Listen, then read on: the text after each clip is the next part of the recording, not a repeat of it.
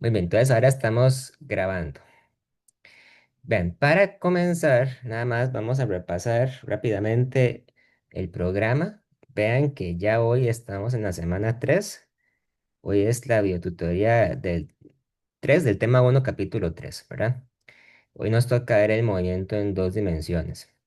La semana que sigue tenemos la biotutoría 4, capítulo 3 todavía. Esta semana y la semana entrante son ambas del capítulo 3, ¿verdad? Y ya en la semana 5, la semana del 2 al 8 de marzo, vamos a tener la primera evaluación en línea del tema 1. Va a ser el sábado 7 de marzo, de 8 a 10 de la mañana, para que ese día se conecten, ¿verdad? Además, vean que en la semana 5 tenemos programada la biotutoría 6 de repaso. La biotutoría de repaso es para repasar toda la materia que va a entrar en la evaluación. Y esa biotutoría no la vamos a hacer de manera por aparte a la biotutoría que tenemos los martes. ¿De acuerdo?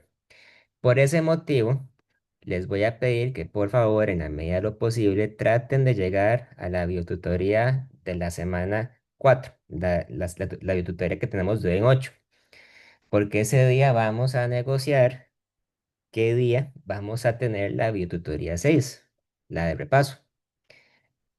Un día que no sea el martes, ¿verdad? A mí me queda un poco difícil programarla para que sea un lunes, porque los lunes doy otras clases de la UNED. Podría ser para el miércoles o para el jueves de la semana 5, ¿verdad? Pero bueno, de hoy en 8 lo vamos a discutir, ¿verdad? Para que ustedes lo tomen en cuenta y me digan qué día les queda mejor. ¿De acuerdo? Muy bien.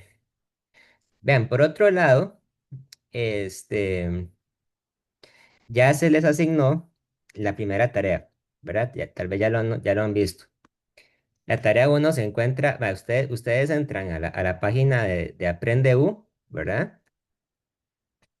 Igual, vean que aquí están los links de las tutorías, martes de 5 a 6 y media, ¿verdad? Y aquí abajito dice actividades evaluativas, ¿ok? A mí me sale diferente a ustedes porque yo soy profesor, pero a ustedes deberían salirles aquí ya las instrucciones de la tarea uno.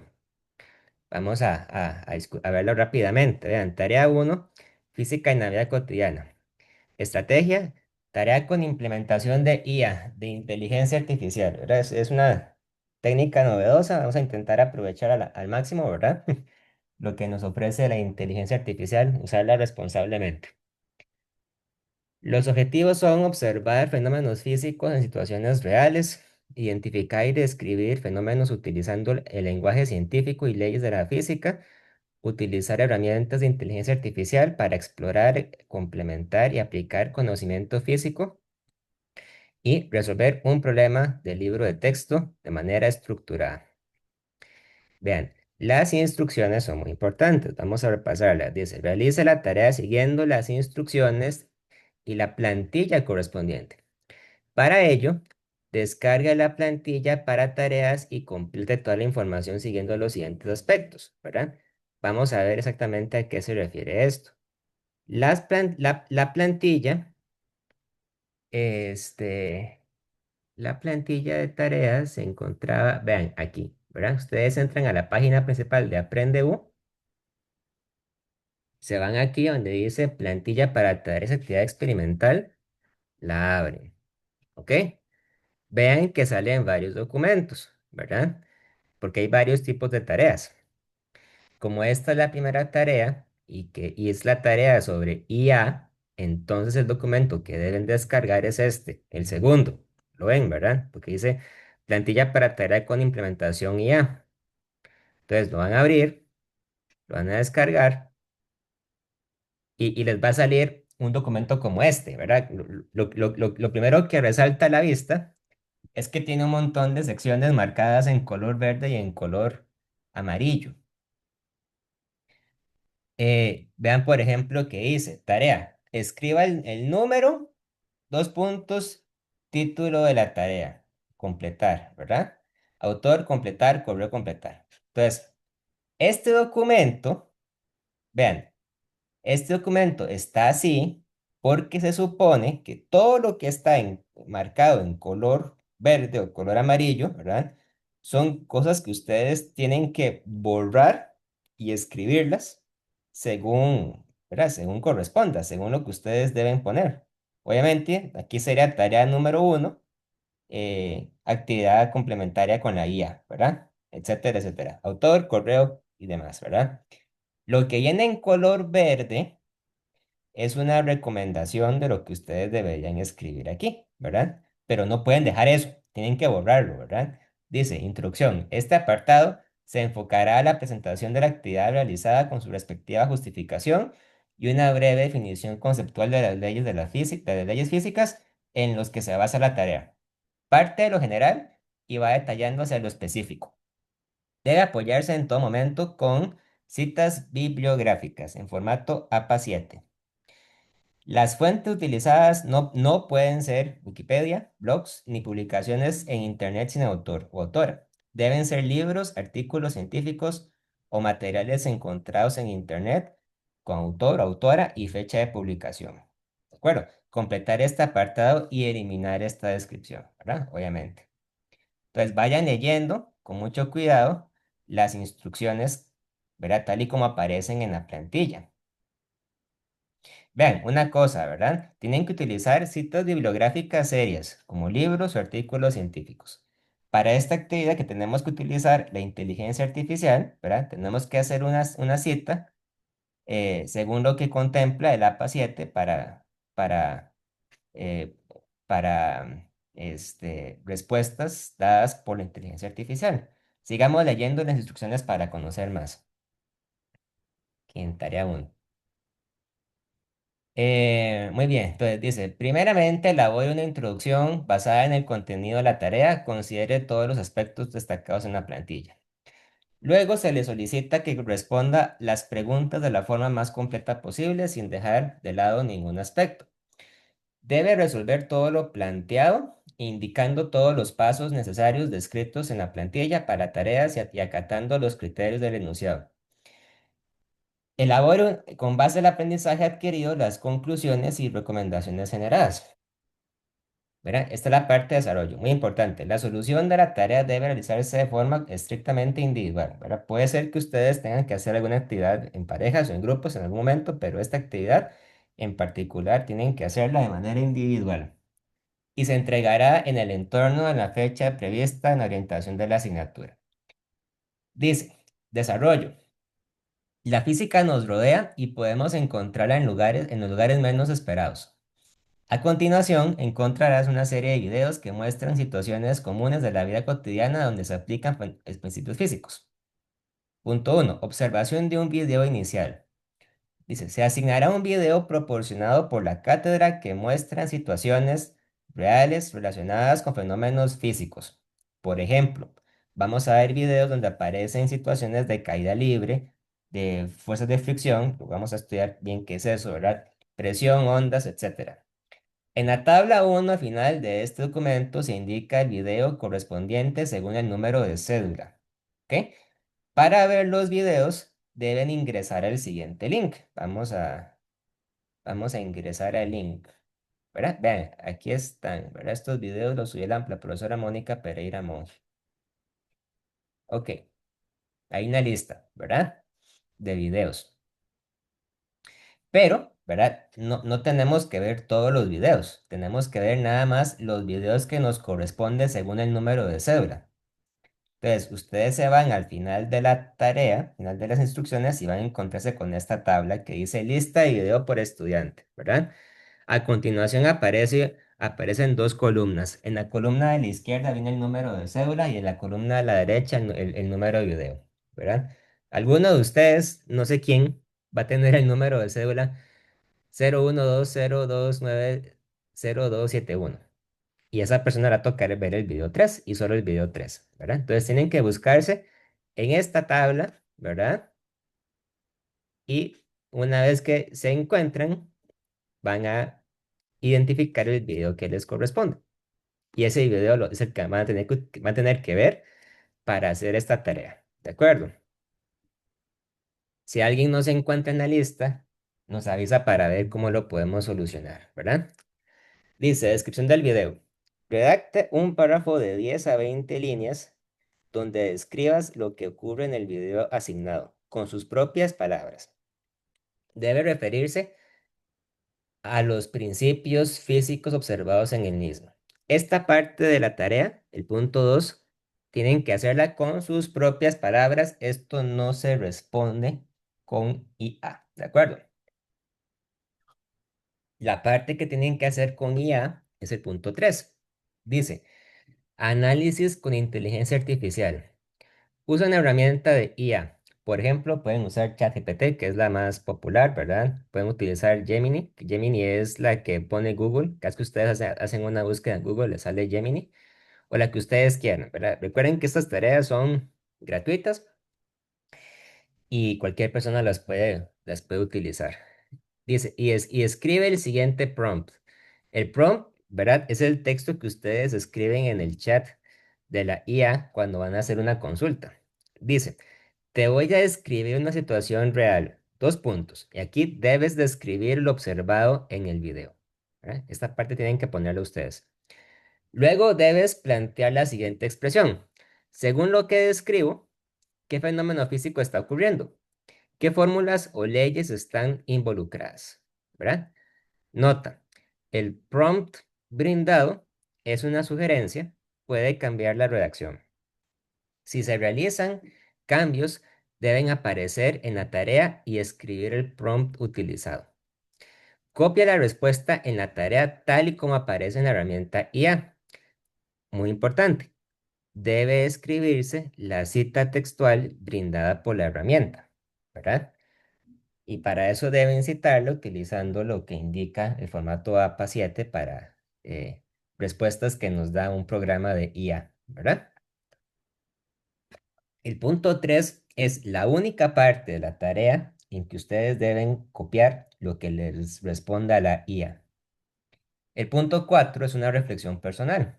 Dice, luego escribe una reflexión personal escrita con sus propias palabras, de 3 a 5 líneas.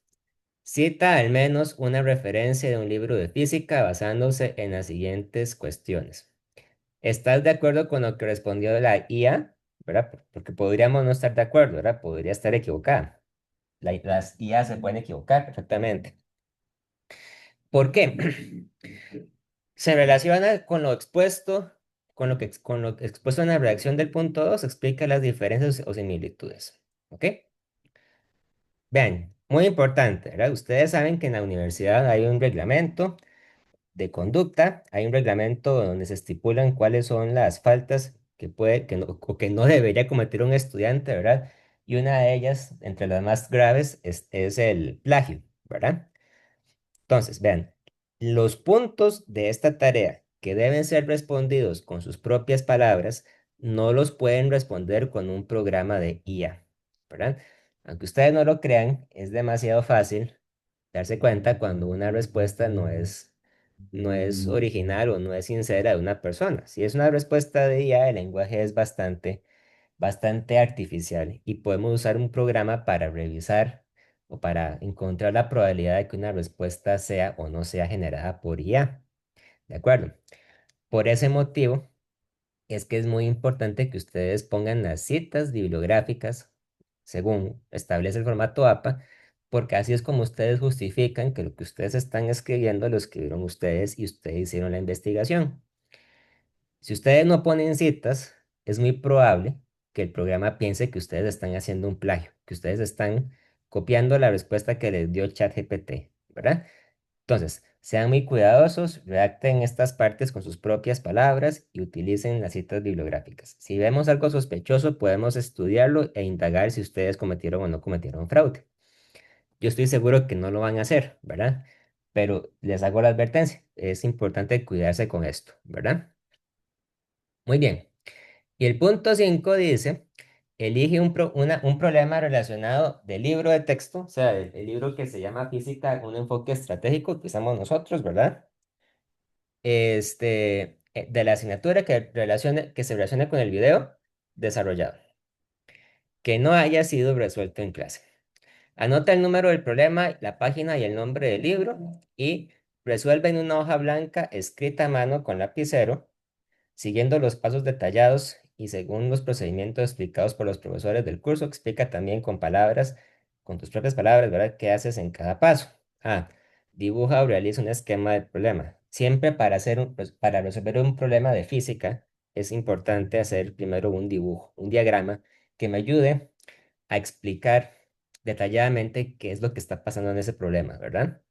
Dos, anota los datos conocidos, ¿verdad? Tanto sus valores numéricos como el significado de cada uno de esos valores, ¿verdad? ¿Qué sé yo? Si yo tengo, por ejemplo, una distancia, un tiempo, una velocidad, entonces es explicar bien qué representa ese dato dentro del contexto de la pregunta que estoy resolviendo, ¿verdad? Punto C. Dice, selecciona las fórmulas adecuadas. Punto D. Despeja la variable necesaria, ¿verdad? Hacer un despeje para encontrar la cantidad que yo quiero calcular, siguiendo las reglas del despeje matemático como se estudian en un curso de matemáticas, ¿verdad? Punto E. Sustituye los datos numéricos. Punto F. Calcula y escribe el resultado con unidades. Muy importante, ¿verdad? Siempre poner unidades de medir. Ya es bastante común escuchar el chiste, ¿verdad? Que el estudiante responde, profe, es que me dio 10 y el profesor pregunta, ¿10 qué? 10 chayotes, 10 peras, ¿verdad? O sea, eso es un chiste, pero digamos que en la universidad sí es absolutamente necesario poner unidades de medir. Si no ponen las unidades de medir, la respuesta está mala, incluso aunque el valor numérico esté bien, ¿de acuerdo? Siempre hay que poner unidades de medir. Bien, ¿verdad? La plantilla, bueno, es el documento que ustedes van a utilizar para resolver la tarea. Por lo tanto, es muy importante que ustedes la lean, y conozcan sus partes, ¿verdad? No vamos a entrar en detalles porque eso, pues, le toca a ustedes leerla, ¿verdad? Muy importante también que ustedes revisen la tabla que aparece en la página 6, que es el instrumento de evaluación, la lista de cotejo, ¿verdad? Donde aparecen cuáles son los puntos que vamos a revisar los profesores en cada una de las secciones de la tarea. La introducción, los objetivos, el desarrollo de la tarea, la aplicación de la herramienta de IA, la aplicación de contenidos en la resolución del ejercicio, las conclusiones, recomendaciones, la presentación y forma, ¿verdad? El puntaje y lo que les había dicho era sobre el plagio. Para revisar el plagio utilizaremos el programa Mendeley, que es una herramienta que se usa para revisar, ¿verdad? Fuentes bibliográficas y demás. Una cosa muy importante, ¿verdad? Es que los objetivos ustedes no tienen que inventárselos, ¿verdad? Los objetivos ustedes los transcriben del documento de la tarea, ¿verdad? Los objetivos están por aquí arriba. Aquí están, ¿verdad? Los objetivos son estos. Los transcriben, quiere decir que los copian y los ponen en la plantilla donde corresponde. Muy bien, ¿verdad? Ahí está la lista de los videos, las referencias y listo, ¿verdad? Vean, la tarea, la tarea se entrega con una fecha límite del 15 de marzo. Hoy estamos 17 de febrero, ¿verdad? Fecha límite 15 de marzo. La tarea abre el 2 de marzo para que la empiecen a enviar, pero desde ahora ya pueden ver las instrucciones, ¿de acuerdo? ¿Hay alguna duda con respecto a la resolución de la tarea uno o con respecto a lo que yo acabo de explicar?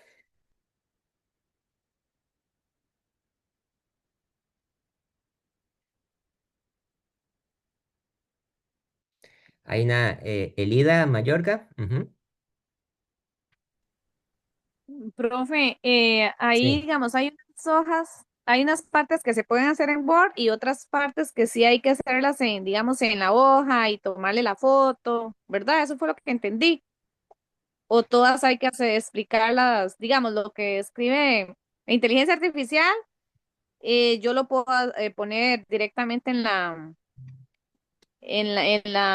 plantilla. Y lo, hay otra parte, eso fue lo ajá. que entendí. Y hay otra parte que yo sí lo puedo editar en sí, en la plantilla. Y otra parte tengo que hacer la hoja en blanco y tomarle la foto y todo, ¿verdad? ¿Es así o no? En qué parte se toma la foto? Es que no estoy seguro. ¿En dónde? No sé, es que fue una parte que le entendí así, donde yo escribía, digamos, con mis propias palabras Ajá. y después lo que escribía la inteligencia artificial. Sí, pero eso O no es no. tomar, pero no es tomarle foto, ¿verdad? Es copiar lo que le responde el programa de inteligencia artificial. Ok, pero entonces, digamos, lo puedo hacer directamente en Word, La, ¿cuál parte la hace en Word? Perdón. la de la inteligencia artificial, o escribirla a mano y tomarle la foto. Esa es la consulta. No me estoy explicando. Vea, ¿usted ha usado alguna vez un programa de inteligencia artificial? Nunca lo ha usado. No, no lo he usado. Ok, vamos a ver cómo se hace eso. Vea, hay varias opciones, ¿verdad? Bueno, la más común no, pero tal vez la más popular es este que se llama ChatGPT. Usted se va a su navegador, ¿verdad? Y pone chatgpt.com, así como estoy haciendo yo, ¿verdad? Y le va a salir este, esta página. La inteligencia artificial es un programa que funciona con lo que se conoce como un prompt, ¿verdad? Un prompt es algo que usted le pregunta al programa, como si usted estuviera mandándole un mensaje de texto a alguien, ¿verdad? ¿Qué sé yo? Le puedo preguntar, ¿qué día es hoy? ¿Verdad? Una pregunta sencilla. Y el programa posiblemente va a durar un tiempo en responder, ¿verdad? Vea que dice working. Eso quiere decir que está procesando la pregunta. Esto lo pone en inglés, pero la respuesta que me va a dar me la va a dar en español porque el programa se da cuenta que yo estoy hablando en español, ¿verdad? Está durando mucho. Ay, que ahí está, ¿verdad? La respuesta que me dio es bastante concisa. Dice, hoy es martes 17 de febrero de 2026. ¿Ves? Esa es la respuesta que me dio el programa. Entonces, si la tarea hubiera sido preguntarle qué día es hoy, esta hubiera sido la respuesta. La respuesta es, hoy es martes 16 de febrero de 2026, ¿verdad? Entonces, lo que tienen que hacer ustedes, ¿verdad? Es agarrar es agarrar, digamos, esta sugerencia que viene aquí, ¿verdad?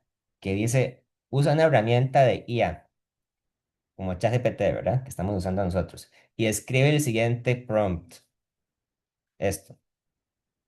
Te voy a describir una situación real, ¿verdad?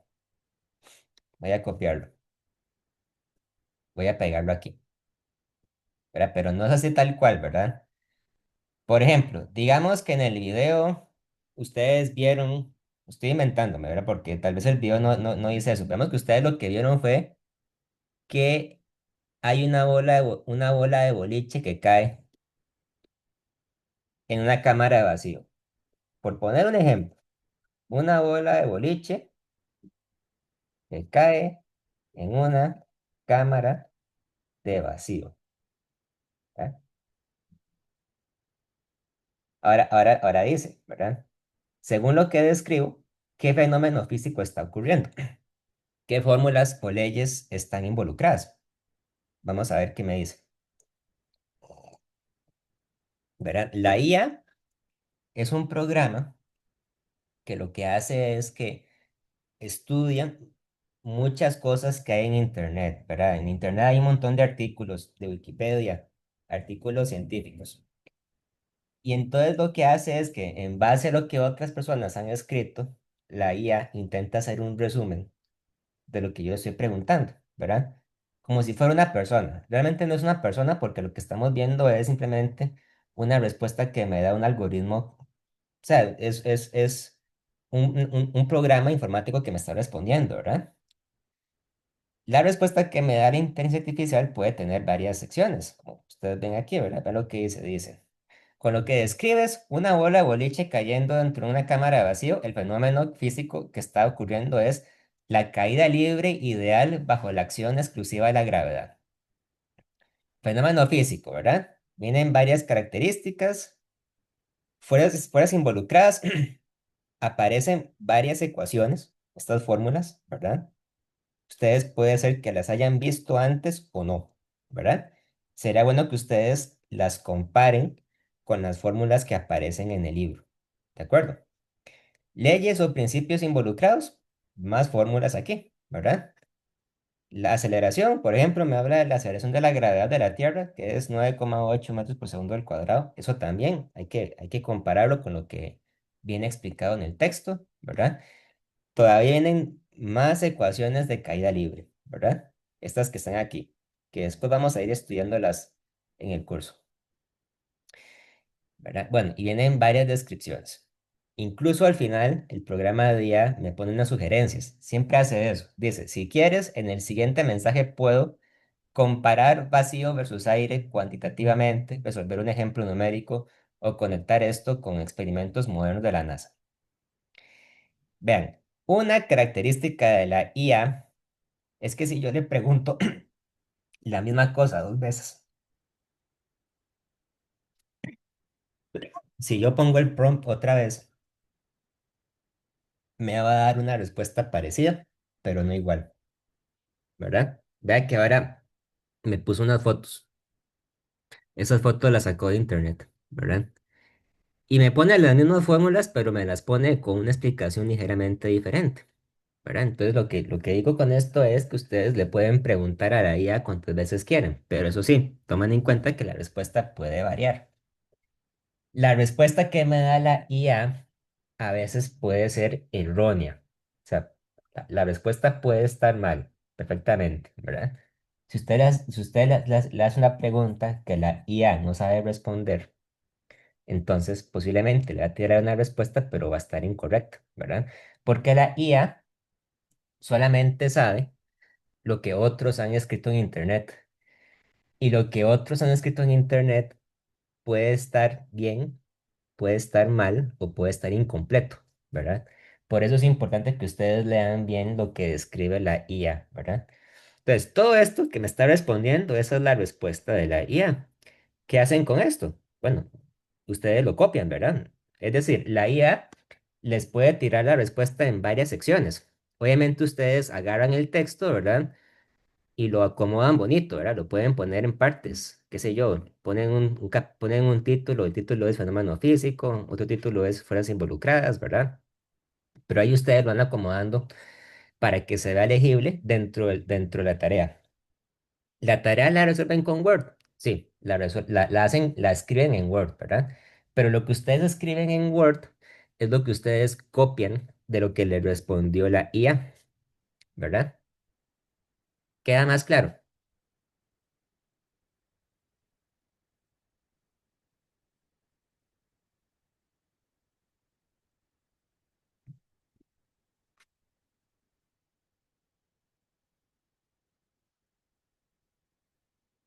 ¿Sí o no?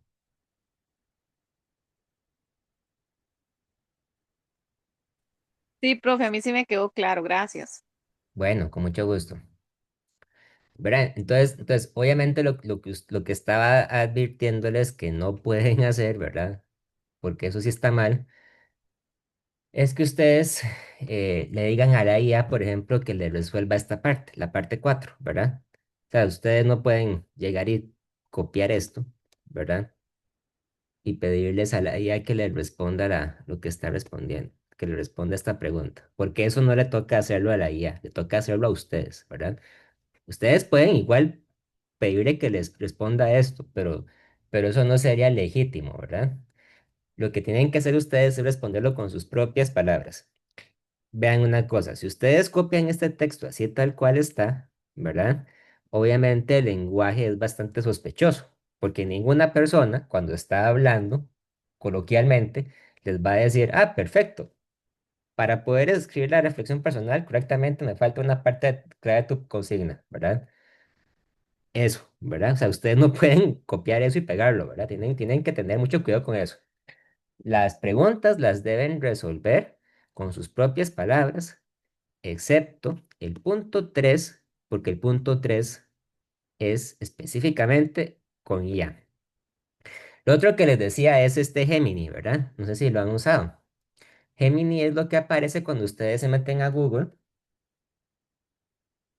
y le preguntan a Google, bueno, y una pregunta aquí de hace un momento, ¿qué día es hoy?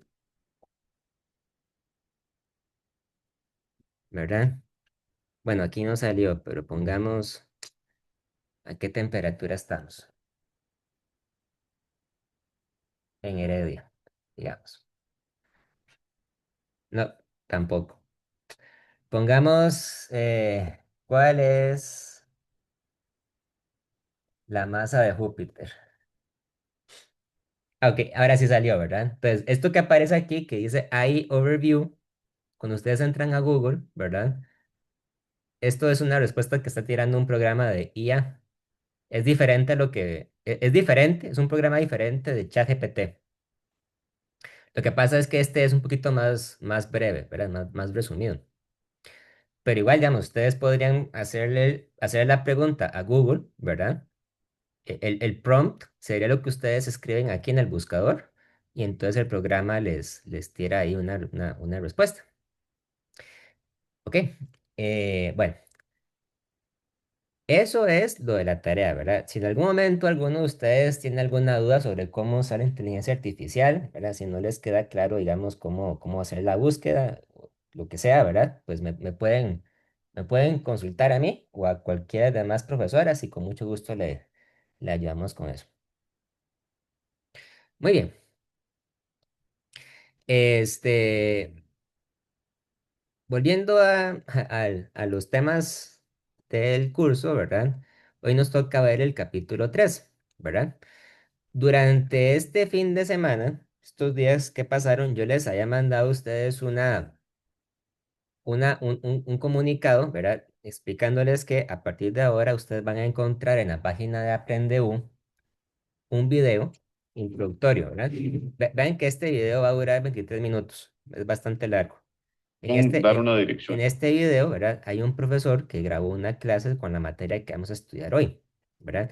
Entonces, idealmente, ¿verdad? Se supone que lo que debería pasar es que ustedes deberían venir con la materia al día, ¿verdad?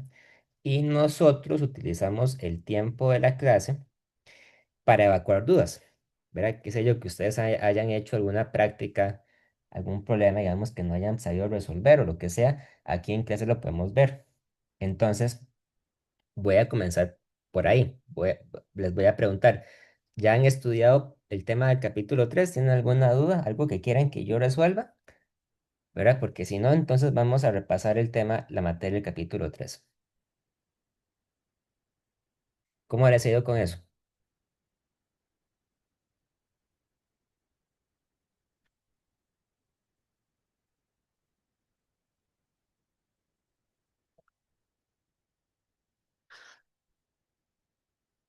¿No han estudiado?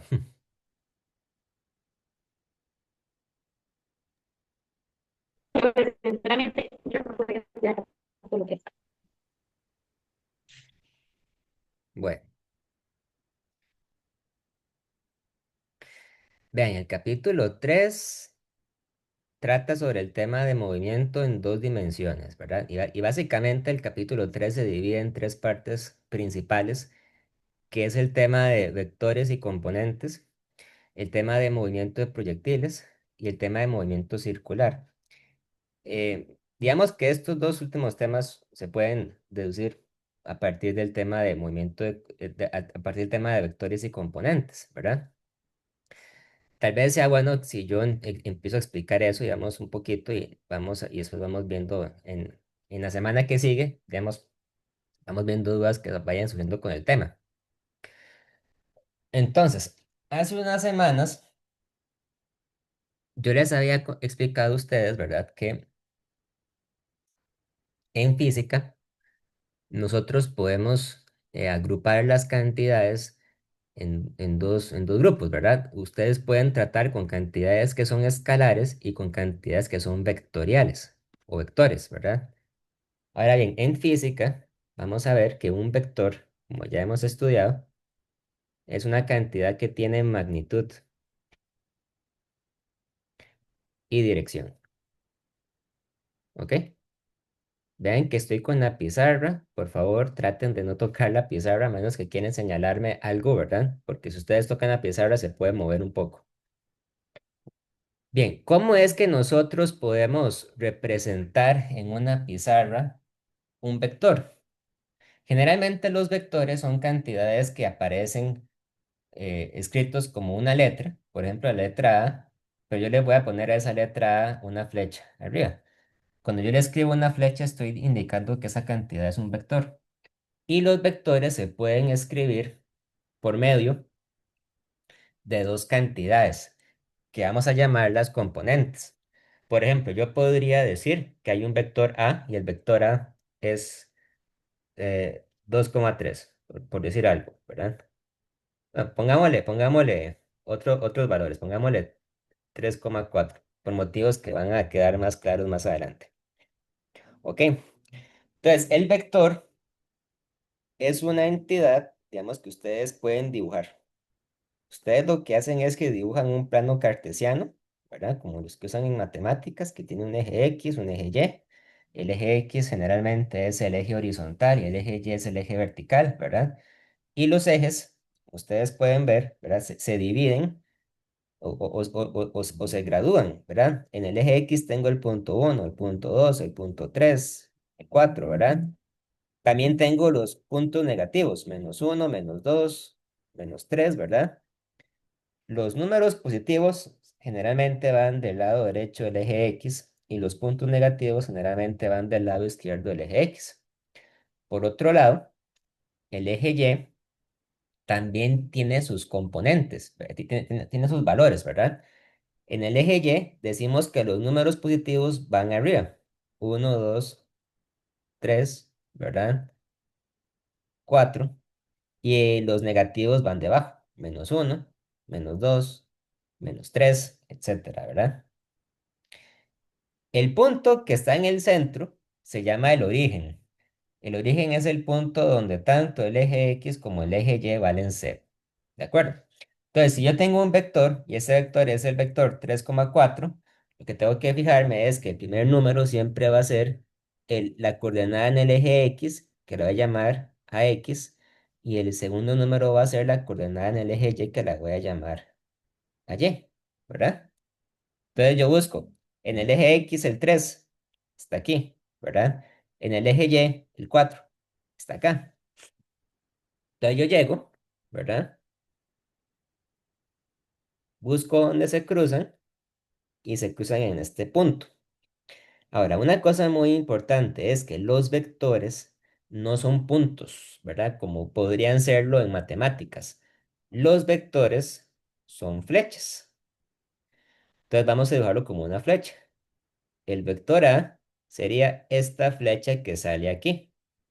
¿Verdad? El vector A es una flecha que sale desde el origen y va dirigido hasta el punto 3,4, ¿verdad? De esa manera, los vectores son una cantidad que representa una dirección en el espacio. Apunta hacia esa dirección. Esa es la dirección del vector A, ¿verdad? Por ejemplo, yo podría inventarme otro vector. Podría decir el vector B. Y digamos que yo digo que el vector B es -2,1. Por ejemplo, ¿verdad? Entonces, para el vector B, yo busco en el eje X el -2, en el eje Y busco el 1, ¿verdad?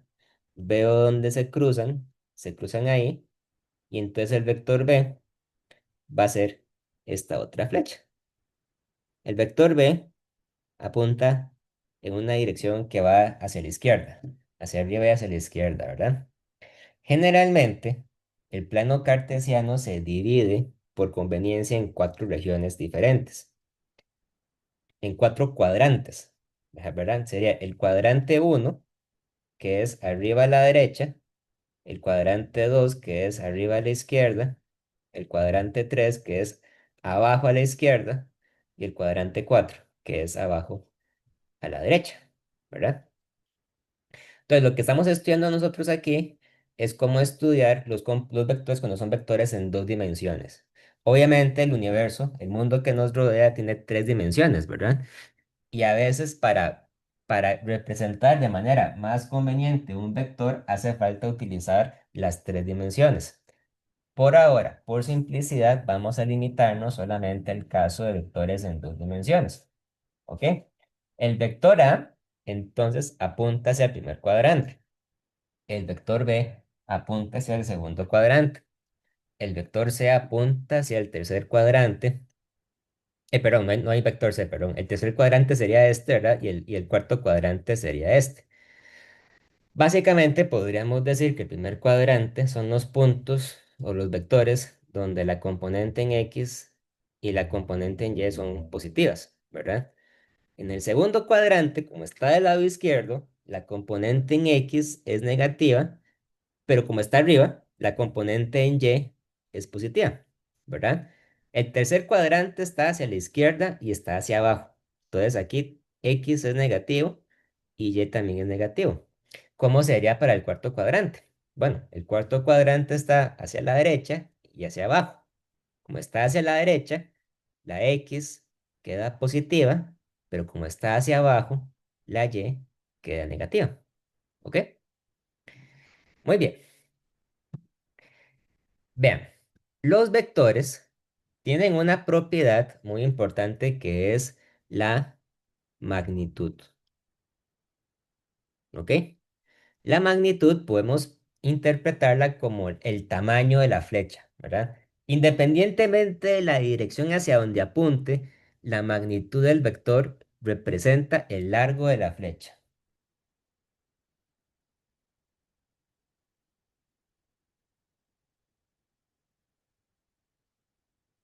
Por ejemplo, si yo sé que el vector A era igual a 3,4, ¿verdad? Yo podría estar interesado en calcular la magnitud del vector A. Cuando estamos hablando de la magnitud de un vector, se suele utilizar una notación de valores absolutos. Se escribe así. Digamos, si yo escribo el vector A, pero lo escribo encerrado dentro de dos paréntesis rectos, ¿verdad? Lo que estoy indicando es la magnitud. Entonces, ¿cómo se calcula la magnitud? La magnitud se calcula utilizando una fórmula que se llama el teorema de Pitágoras, que ustedes tal vez lo hayan estudiado ya en matemáticas, ¿verdad? ¿Por qué usamos el teorema de Pitágoras? Bueno, si ustedes se acuerdan del dibujo del vector, ¿verdad? Ven que el vector siempre forma dentro del plano cartesiano una especie de triángulo rectángulo. Yo tengo aquí un triángulo, ¿verdad? Que tiene tres lados, obviamente, ¿verdad? Y uno de sus ángulos es un ángulo recto de 90 grados. El cateto horizontal, este que está aquí, ¿verdad? ¿Cuánto mide en este triángulo? ¿Cuánto mide ese cateto?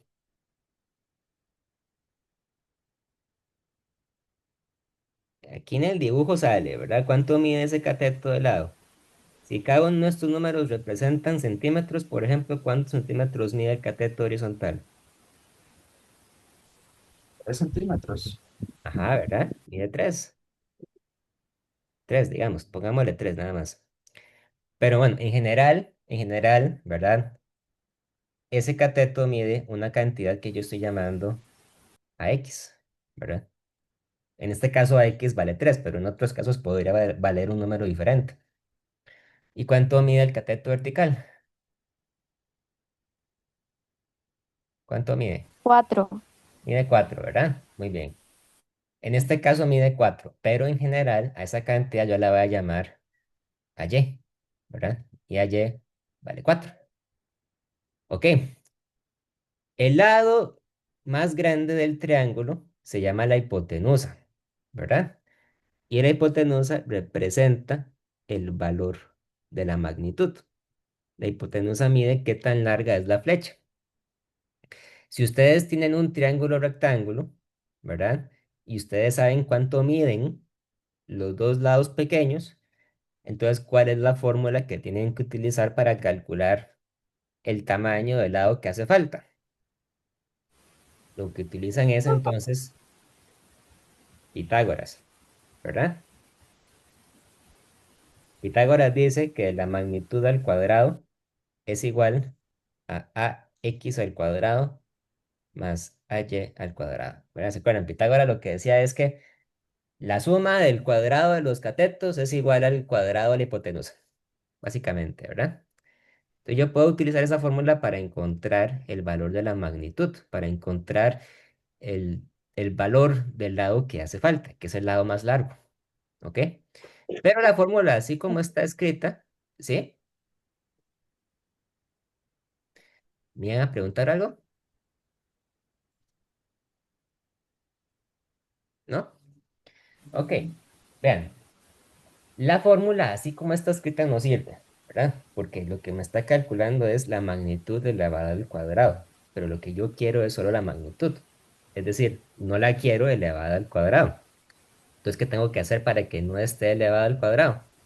Lo que tengo que hacer es sacar una raíz cuadrada, ¿verdad? Entonces, la magnitud como tal sería la raíz cuadrada de ax al cuadrado más ay al cuadrado, así, ¿ok? Yo sé que ax vale 3 y ay vale 4. Entonces, si yo llego, ¿verdad?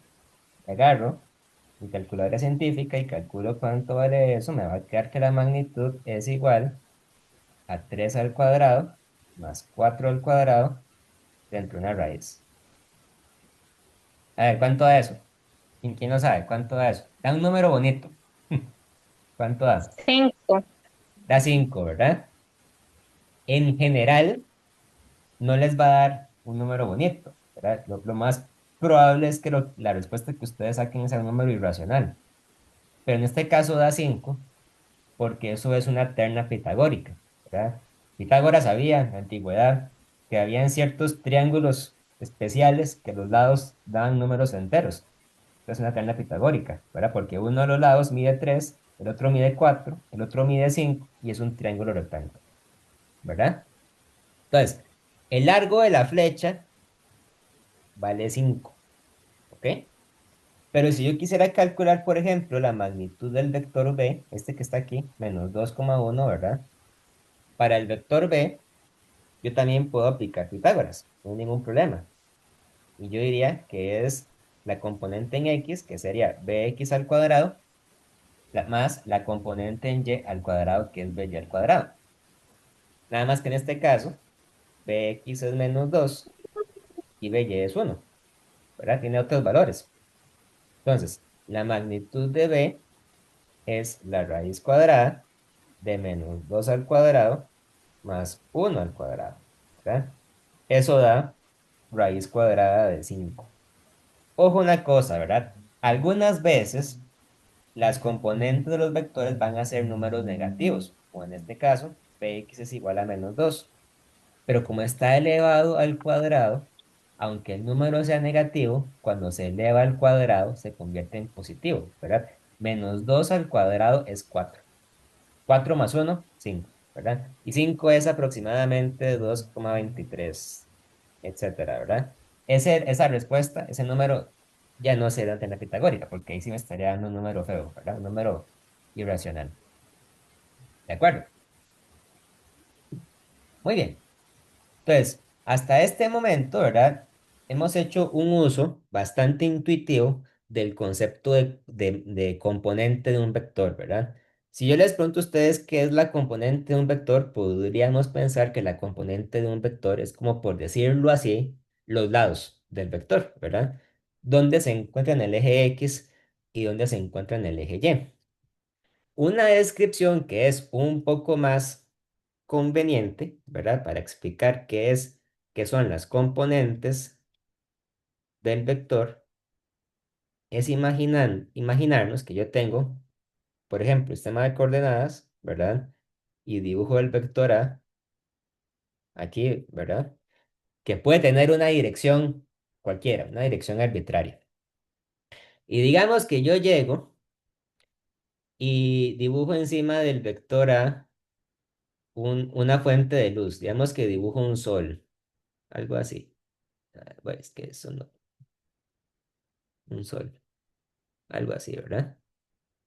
Entonces, si yo pongo el sol encima del vector A, el sol lo que me va a describir es una sombra, por supuesto, ¿verdad? Va a haber una sombra en el suelo. Y como la sombra se dibuja sobre el eje X, entonces esta sombra es la componente en X del vector. Eso es el AX, ¿verdad? ¿Y qué sería el AY? Algo parecido, nada más que sobre la pared. Si yo pongo el sol aquí a la derecha, ¿verdad?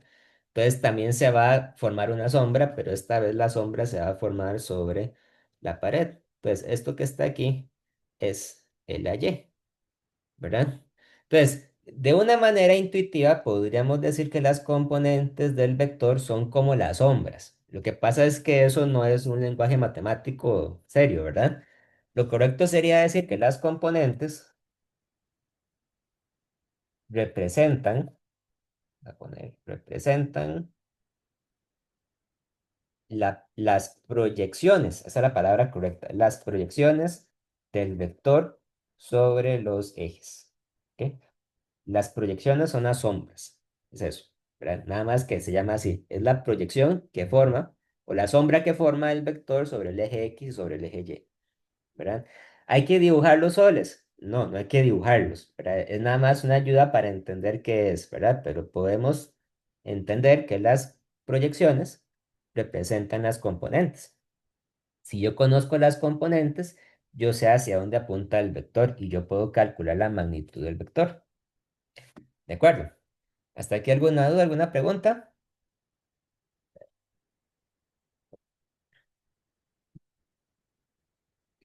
Muy bien. Por otro lado, vean, los vectores tienen otra propiedad que es la dirección. Y la dirección de un vector se puede cuantificar, se le puede dar un valor numérico. Porque la dirección de los vectores generalmente se mide con respecto a un ángulo de referencia, ¿verdad? Si yo me devuelvo al ejemplo del vector A, que el vector A era 3,4, ¿verdad? Ya sabemos que la magnitud del vector A es 5, ¿verdad? Entonces yo puedo hacer un dibujo del vector sobre el plano de coordenadas. Tenemos que pongo aquí el eje X, pongo el eje Y, ¿verdad? Y dibujo el vector sobre este plano, así como una flecha, ¿verdad? Entonces, ¿cómo se da la dirección del vector? Una forma de dar la dirección del vector es por medio de un ángulo de referencia. Podría ser, por ejemplo, el ángulo que forma con el eje X, ¿verdad? Pero no siempre, o sea, yo también podría usar como referencia el ángulo que forma con el eje Y positivo, el eje Y negativo, el eje X negativo. A los ángulos en física generalmente se les representa por medio de una letra griega, ¿verdad? Usualmente la letra zeta, esa es la letra favorita para representar ángulos. Entonces, ¿cómo se calcula la dirección de un vector?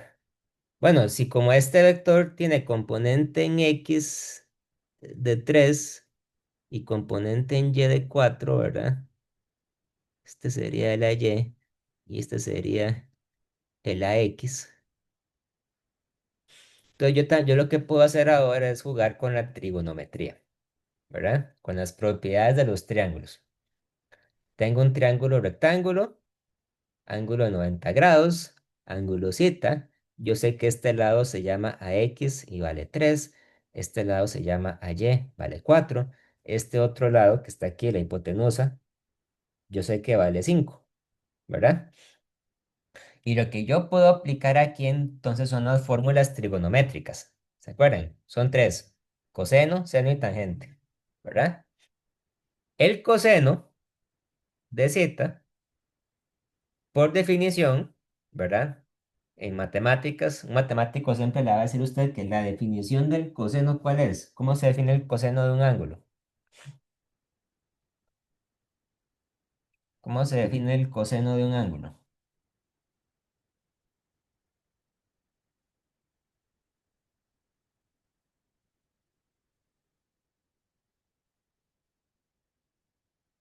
El coseno se define con los lados, ¿verdad? Hay tres lados. La hipotenusa es uno. y los catetos son los otros dos lados, ¿verdad? Y siempre hay un cateto que es el cateto adyacente y otro cateto que es el cateto opuesto. Para el ángulo zeta, que aparece en la pizarra, el cateto adyacente es el cateto AX, porque es el cateto que está tocando el ángulo zeta, ¿verdad? Y el cateto opuesto es el cateto AY, porque es el cateto que no está tocando el ángulo zeta, ¿verdad? Entonces, por definición, el coseno de un ángulo siempre es dividir el cateto adyacente entre la hipotenusa. Siempre. Siempre, siempre es así, ¿verdad? ¿El seno qué es?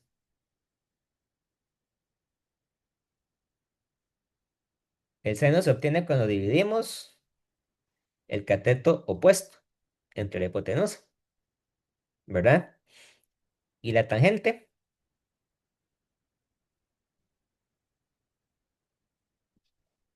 ¿cómo se obtiene la tangente? ¿O qué es lo que me da la tangente?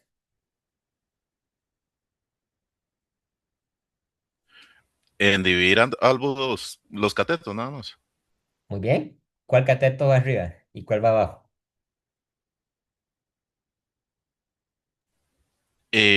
Adyacente arriba, adyacente entre opuesto.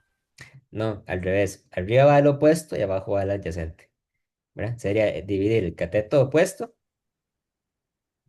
entre el adyacente. ¿Ok?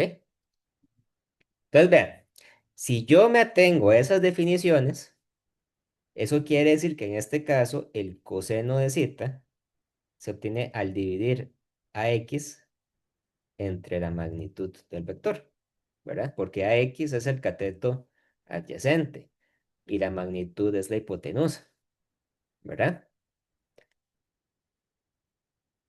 ¿Cómo me quedaría el seno de zeta?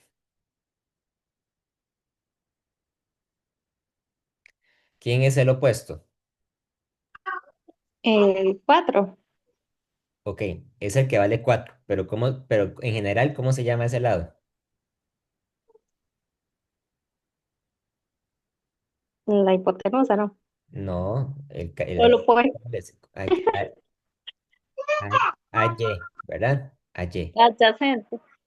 No, el adyacente es el AY, AX, ¿verdad? AY, Este igual a es 4. adyacente porque toca el ángulo, ¿verdad? Pero el AY es el lado que está opuesto al ángulo. Por eso se llama el cateto opuesto, ¿verdad? Y yo le estoy dando el nombre de AY. Vale 4, pero en otro vector puede valer otra cosa. El nombre general es AY. Y AY es el cateto opuesto, ¿verdad? ¿Y quién es la hipotenusa? El 5. Muy bien, pero ¿cómo se llama ese lado ese lado del vector? ¿Cómo se llama? Magnitud. La magnitud. Muy bien, ¿verdad? Exactamente. ¿Cómo queda la tangente de zeta? ¿Quién es el opuesto? Ya me lo han respondido. ¿Quién es el opuesto? Oye, Y, muy bien. ¿Y el adyacente? AX. AX. Muy bien, ¿verdad? Entonces vean esto. Para este triángulo, para este triángulo en particular, yo puedo asegurar que el coseno de zeta es AX entre la magnitud, que sería entonces 3 quintos, ¿verdad? El seno de zeta es el opuesto entre la magnitud, que en este caso es 4 quintos, ¿verdad? Y la tangente de zeta es el opuesto entre el adyacente, en este caso es 4 tercios, ¿verdad? Muy bien. Entonces, yo conozco el coseno, el seno y la tangente del ángulo zeta. Pero ahora la cuestión es que lo que yo quiero saber es el valor del ángulo zeta, ¿verdad? Yo no quiero saber realmente cuánto vale el coseno o cuánto vale el seno o cuánto vale la tangente. Lo que quiero saber es cuánto vale el ángulo zeta. Entonces, si yo tengo una ecuación como esta, donde me dicen que la tangente de zeta es igual a, pongámosle AY entre AX, ¿verdad? ¿Qué es lo que tengo que hacer yo para sacar el ángulo Z de ahí. O sea, para calcular no la tangente, sino el valor de zeta. ¿Qué tengo que hacer yo entonces? Lo que tengo que hacer es ver de qué forma quito la tangente, ¿verdad? Y la forma en que nosotros quitamos operaciones matemáticas de una ecuación a la hora de hacer un despeje es aplicando las funciones inversas, ¿verdad? La función inversa de la tangente de zeta se llama literalmente la tangente inversa del ángulo, tangente inversa, ¿ok? Este concepto es un poco difícil la primera vez que se estudia, pero es algo muy importante y que aparece mucho en matemáticas y en física. Vean, quién es la tangente inversa de la tangente de zeta? Si yo calculo la tangente inversa de la tangente de zeta, ¿eso me da? ¿Qué me da entonces?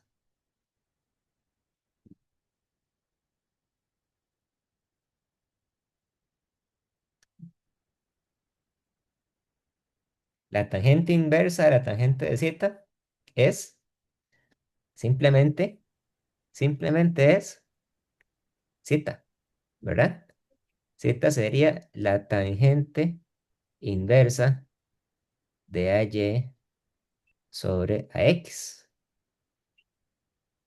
¿Queda claro? ¿Por qué?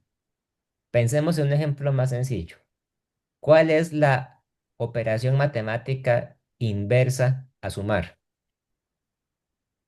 Restar. Restar, muy bien. ¿Cuál es la operación inversa a multiplicar? Dividir. Dividir, muy bien. ¿Y cuál es la operación inversa a elevar al cuadrado? La raíz. Sacar raíz. Entonces, la operación inversa a la tangente, a sacar la tangente, es sacar la tangente inversa. Se llama así, se llama tangente inversa. ¿Ok? En la calculadora científica hay un botón para calcular la tangente inversa. Tienen que poner Shift Tan, ¿verdad? A veces en las calculadoras esa operación sale con el nombre de arctan. A mí no me gusta decirle arctan, pero es lo mismo. Arctan es lo mismo que tangente inversa. Arcotangente se llama, ¿verdad? Arctan. Entonces ustedes calculan cuánto es el tangente inversa de AY sobre AX. O sea, cuánto es la tangente inversa de 4 tercios. ¿Ok? Esa operación matemática no es para nada obvia, ¿verdad? La calculadora tiene que hacerla por nosotros. Eso a mí me da, cin- 53.1.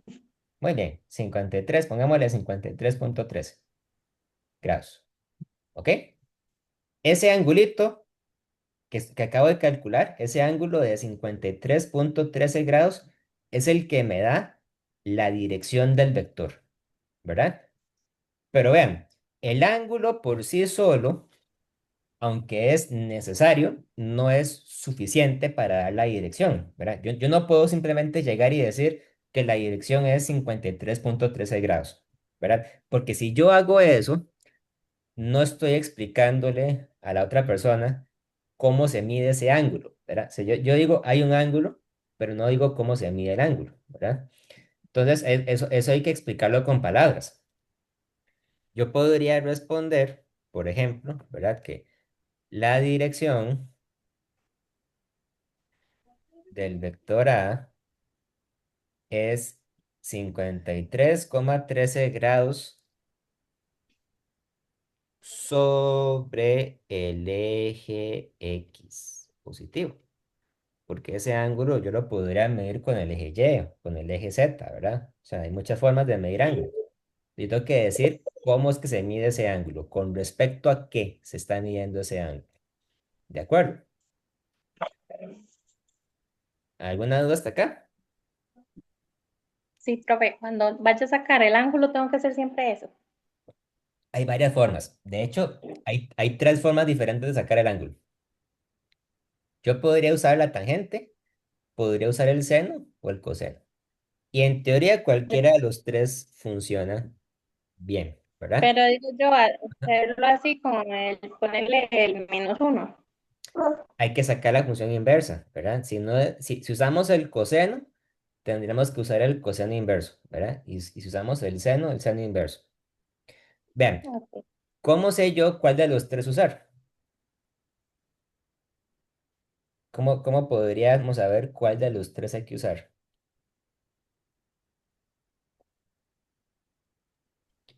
Bueno, eso va a depender de cuáles valores tengamos. Muy bien, ¿verdad? Exactamente. Eso depende de cuáles lados tenemos.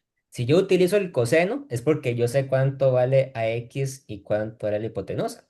Si yo uso el seno, es porque yo sé cuánto vale a y y cuánto vale la hipotenusa. Si yo uso la tangente, es porque sé cuánto vale a y y cuánto vale a x, ¿verdad? Las circunstancias pueden variar mucho dependiendo del ejercicio, pero Entonces, en normalmente este caso nosotros podría usar cualquiera de las tres. en este caso, como yo conozco los tres, puedo usar cualquiera de los tres, exactamente. Lo que pasa es que normalmente, cuando a mí me dan un problema de física, a mí lo que me dan son las componentes, no la magnitud, ¿verdad? De hecho, en este caso, la magnitud yo la conozco solamente porque yo la calculé. Pero si no la hubiera calculado, no la conocería, ¿verdad? Entonces, si a mí no me dan la magnitud y solamente me dan el valor de AY y de AX, entonces la fórmula que me sirve más es la tangente, ¿verdad?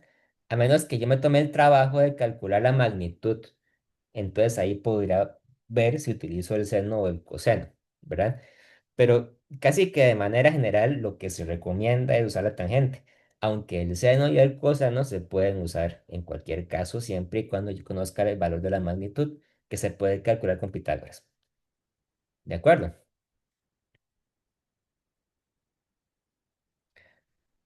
Profe, yo tengo una consulta. Sí, claro. ¿Qué pasó?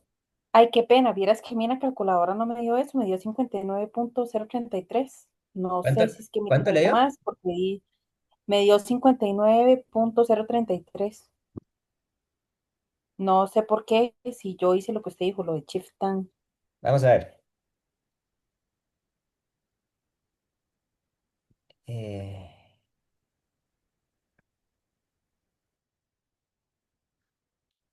vamos voy a enseñarles una cosa de la calculadora.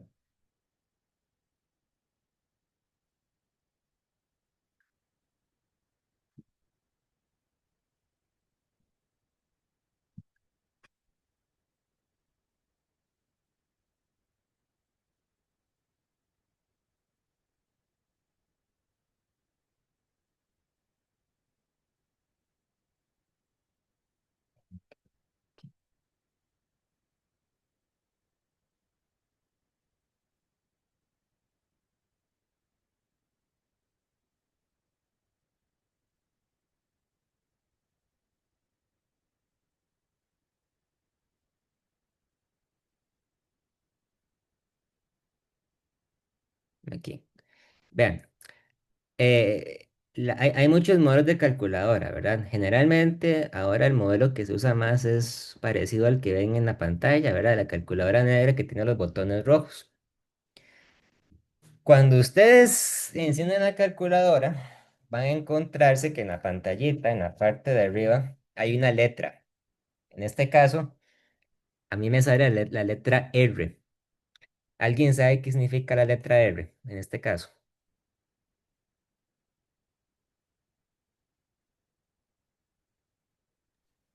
Radianes. Radianes, exactamente. Los radianes son una unidad de medida para medir ángulos. Entonces, si yo tengo la calculadora en radianes, la calculadora me va a calcular los ángulos en radianes y no en grados, ¿verdad? Si yo llego y calculo la tangente inversa de 4 tercios, vean, así como está, ¿verdad? Si la calculo así como está, lo que me va a dar es 0.92, que nada que ver, ¿verdad? Eso no fue lo que obtuvimos nosotros. Esa respuesta está bien, pero está en radianes, no está en grados. En esta parte del curso, posiblemente hasta que lleguemos a física 2, o sí, hasta física 2, en esta parte del curso nosotros solamente usaremos grados, no radianes. Entonces tenemos que asegurarnos de que la calculadora científica esté configurada para trabajar en grados. La letra que está aquí arriba tiene que ser una D, de degree. En inglés se dice degree. Entonces ustedes se van a este botón que aquí está en inglés, dice settings, ¿verdad? Pero en su calculadora puede decir que diga config, de configuración. Se van aquí, dicen calc settings, entonces le dan OK y ven, aquí dice angle unit. En español lo que dice es sí, unidad de ángulo, ¿verdad? Entonces se van a angle unit, le dan OK y escogen la opción que ustedes quieren.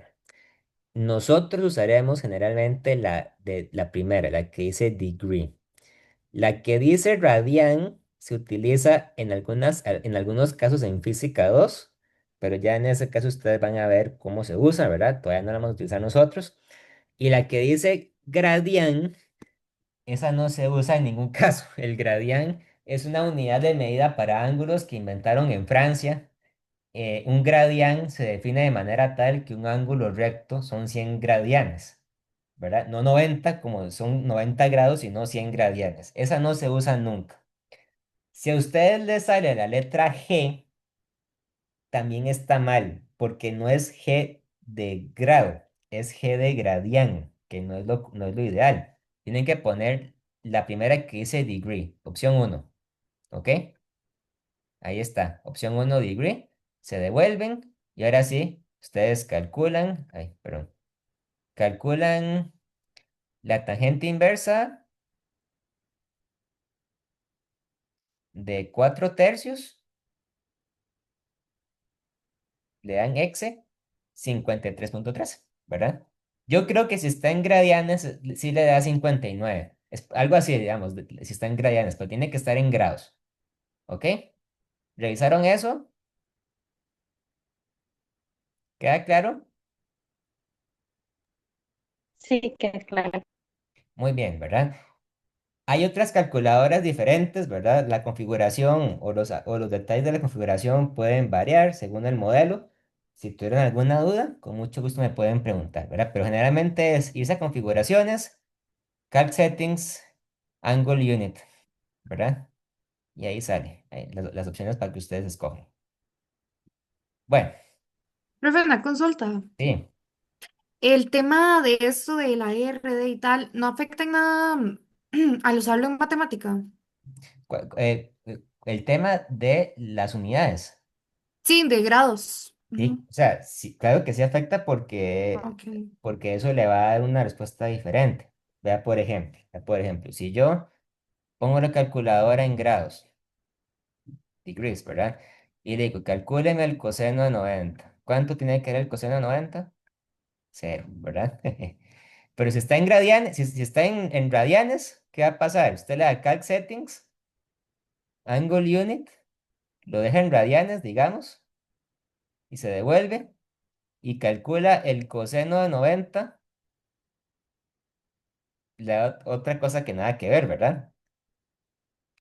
Entonces sí, sí afecta, ¿verdad? Si está en radianes, un ángulo de 90 grados corresponde a pi medios, ¿verdad? Eso puede ser que ustedes lo sepan ya o no lo hayan estudiado. El coseno de pi medios, sí, pi medios, ¿verdad? Eso sí da cero. ¿Ven? Entonces sí, sí afecta, ¿verdad? Pero bueno, como les digo, en esta parte del curso, si lo tienen en grados, si lo tienen en D de degree, todo bien, ¿verdad? Si no está en D, es una buena señal para que lo cambien, para que se aseguren de que esté en grados y lo revisen, ¿de acuerdo?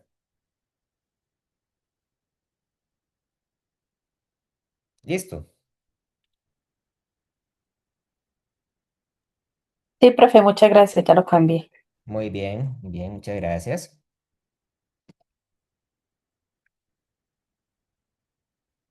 Ese detalle es algo importante de revisar. Muy bien. Volviendo a la pizarra. Se borró, no importa. Volviendo a la pizarra, vean. Digamos que ahora yo quiero hacer lo contrario. Digamos que en el ejemplo anterior yo les daba a ustedes las componentes y les pedía que calcularan la magnitud y la dirección del vector, ¿verdad? Pero digamos que ahora yo quiero hacer lo contrario. Digamos que ahora yo quiero calcular las componentes si yo conozco la magnitud y la dirección. Es un problema inverso, ¿verdad? Es una idea muy interesante. Por ejemplo, si yo les digo a ustedes, si el vector A mide 10 unidades y su dirección es de, pongámosle, 60 grados sobre el eje X, entonces la pregunta sería, ¿cuáles son sus componentes? Una pregunta muy básica. ¿Cuáles son sus componentes? Entonces hay que hacer lo contrario a lo que hemos hecho hasta ahora, ¿verdad? Y de hecho, aquí es donde entra por primera vez la parte de hacer un sistema de ejes, hacer un diagrama. Eso es muy importante. Hacemos un diagrama en el plano, ¿verdad? Pongo aquí el eje X y pongo aquí el eje Y. ¿Se acuerdan que está dividido en cuatro cuadrantes, verdad? El cuadrante uno, el cuadrante 2, el cuadrante 3, 4, ¿verdad? ¿En cuál cuadrante está apuntando el vector A? Según esa descripción que yo les doy.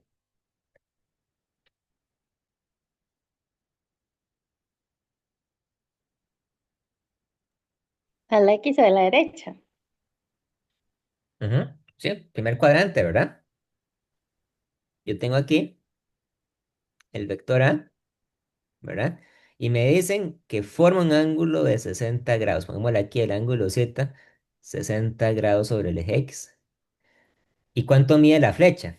La flecha mide 10 unidades, ¿verdad? Entonces yo les doy la dirección con el ángulo y les doy la magnitud con el largo de la flecha, ¿verdad? Pero ahora lo que yo quiero calcular es otra cosa. Lo que yo quiero es saber cuánto vale a X y cuánto vale a Y, ¿ok? Vean, ahí lo que tenemos es otra vez un problema con un triángulo, ¿verdad? Yo tengo un triángulo rectángulo, ángulo Z, tengo la magnitud y tengo aquí un AX y tengo un AY. Pero lo que pasa es que ahora lo que yo no conozco es el valor de AX y el valor de AY. Pero aún así, yo puedo seguir utilizando las funciones trigonométricas, ¿verdad? Yo sé que el coseno de zeta es AX entre la magnitud, ¿verdad? Y también yo sé que el seno de zeta es AY entre la magnitud. ¿Ok? Lo que pasa es que ahora lo que yo sé es el valor de zeta y el valor de la magnitud, pero no sé el valor de AX ni el valor de AY. Pero entonces yo puedo utilizar esas relaciones, esas fórmulas para despejar a X y despejar a Y, ¿verdad? Yo podría tomar, por ejemplo, que AX es igual a la magnitud por el coseno de zeta. Al mismo tiempo puedo decir que AY es igual a la magnitud por el seno de zeta. ¿Ok? Ahora sí, con estas fórmulas yo puedo calcular a X y puedo calcular a Y. AX sería la magnitud por el coseno de zeta. AX sería 10 unidades por el coseno de 60. ¿Ok? ¿Quién me ayuda? ¿Cuánto da eso?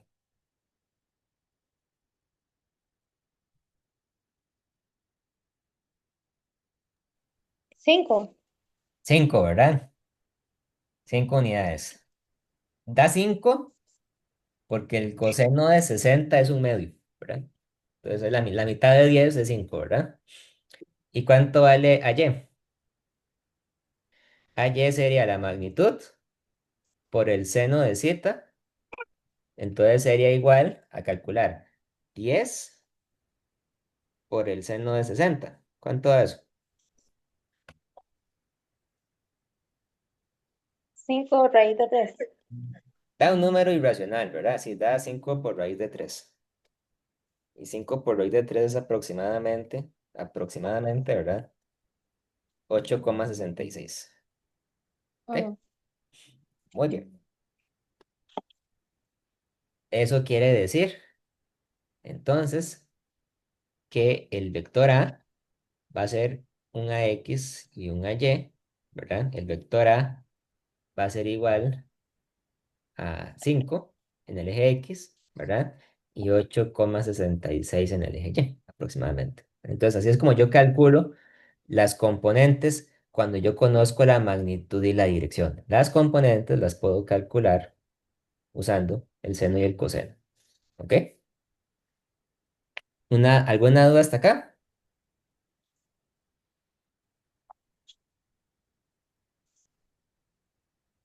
De mi parte, no. Muy bien, muy bien.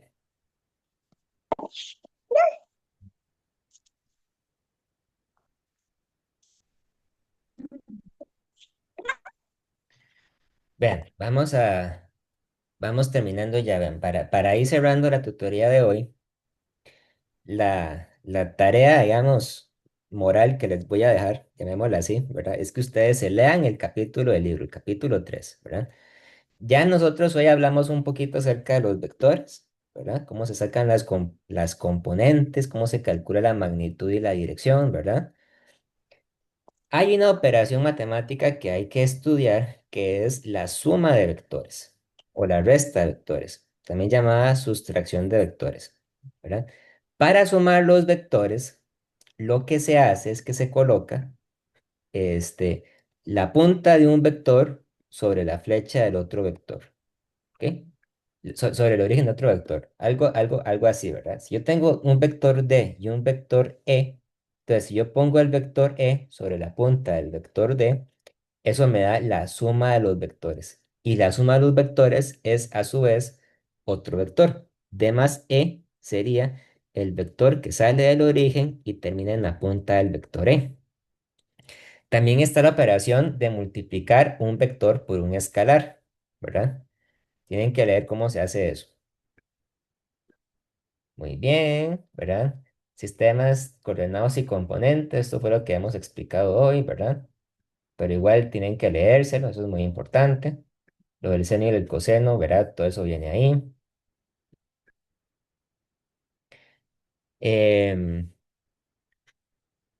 movimiento en una rampa, eso es una aplicación muy particular de vectores, ¿verdad? Es bueno que se lean esa sección del libro.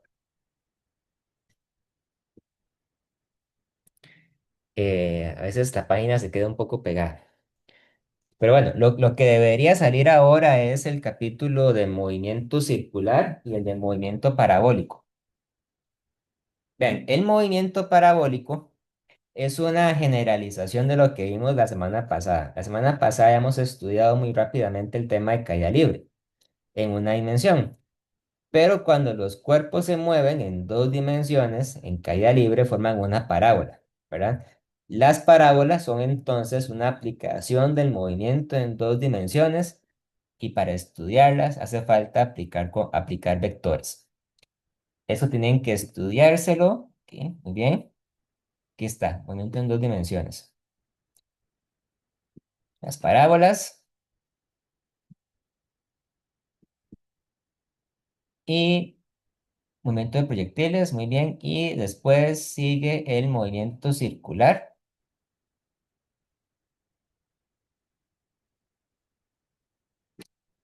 Así que bueno, revisen bien este capítulo, movimiento circular, aquí está, ¿ok? Vean los ejemplos, traten de hacer las prácticas y vean. Y la semana que sigue, en 8, en la tutoría, traten de reunir la suficiente cantidad de dudas que ustedes tengan para realizarlas en clase, ¿verdad? O sea, yo podría explicar la materia, pero realmente lo que deberíamos hacer en este espacio es que ustedes evacúen sus dudas. Entonces, traten de reunir la mayor cantidad posible de dudas que tengan.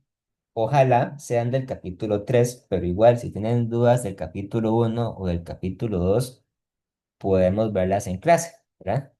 Y recordar también que en 2 semanas tenemos ya la primera evaluación y tenemos también la tutoría de repaso, que es para que nosotros podamos estudiar o evaluar cualquier duda que tengan de toda la materia que va a entrar para la primera evaluación.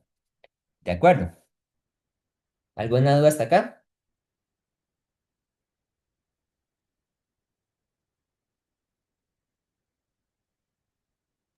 No, profe. Bueno, muy bien. Si no hay más dudas, entonces dejémoslo hasta aquí. Vean, si no lo han hecho, por favor, se anotan en el chat para pasar lista. Este, si ya lo hicieron, no hace falta que lo hagan otra vez. Y bueno, entonces terminamos por hoy. Nos vemos en 8. Hasta luego. Muchas gracias. Luego, profesor, muchas Hasta gracias. luego. Hasta luego, Muchas gracias. gracias, profe. Buenas noches. Gracias, buenas noches. Hasta luego, muchas gracias. Gracias. Gracias, profe, que descanse. Gracias igual. Chao, buenas noches. Buenas noches, chao.